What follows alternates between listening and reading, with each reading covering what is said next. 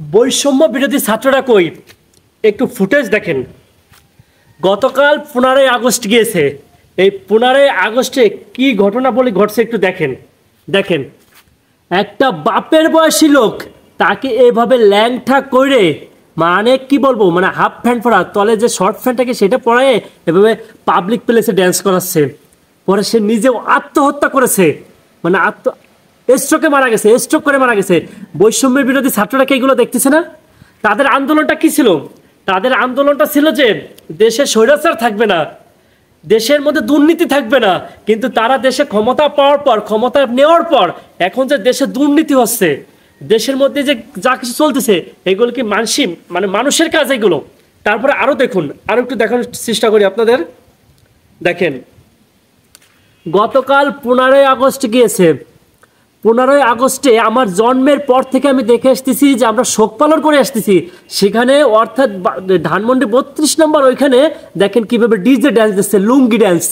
এই লুঙ্গি ড্যান্সের জন্য কি ইতিহাসের মহানায়ক জাতির জনক বঙ্গবন্ধু শেখ মুজিবুর রহমান এই যে যুদ্ধের ডাক দিয়েছিলেন, তার যে 7ই মার্চের ভাষণ এই জন্যই দিয়েছিলেন। এই সকল অপদার্থের জন্য কি এই ভাষণ দিয়েছিলেন তিনি? আচ্ছা গেল, তারপরে আরো দেখুন, আর একটু দেখাই আপনাদের। এই যে আর একটা ফটো দেখেন, এটা হচ্ছে গোপালগঞ্জের একটা বাচ্চাকে অপহরণ করে দেন, তাকে গলা কেটে হত্যা করা হয়েছে, দুর্বৃত্তরা করতেছে। এগুলো কারা করতেছে? তো বৈষম্য বিরোধী ছাত্ররা কি এগুলো দেখতেছে না? না, তারা কি এগুলো দেখতেছে না? তারা কি দেখতেছে না দেশের কি পরিস্থিতি?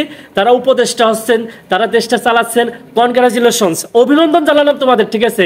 একজনকে সরাইছো, আর একজন আসছো, সে তো অন্তত ভালো তো চালাবে। অন্তত এই 10-11 দিনে কি অবস্থা দেশের মধ্যে, তারা কি এগুলো দেখতেছে না যে দেশের পরিস্থিতি কি?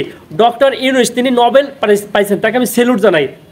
যে স্যালুট পাওয়ার উপযুক্ত তাকে স্যালুট জানাতে হবে। সে দেখতেছে না যে দেশের কি পরিস্থিতি, দেশের কি অবস্থা, ভয়াবহ অবস্থা।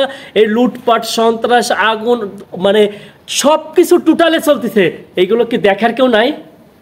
সময় আমাদেরও আছে, তোমাদেরও আছে। সময়ের কাজ সময়ে করো, উপযুক্ত সময় করো। জনগণ কিন্তু উঠাতেও পারে, নামাতেও পারে, টাইনে কিন্তু নামাই দিব। আবার একটু কেয়ারফুল থাকো, দেশটা ঠিকমতো চালানোর চেষ্টা করো।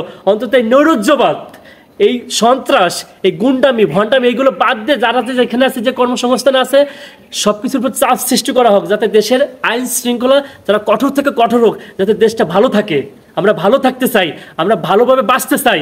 আমরা এই সকল আর আগুন, সন্ত্রাস, গুন্ডামি, মানে ভণ্ডামি আর এইগুলো দেখতে চাই না।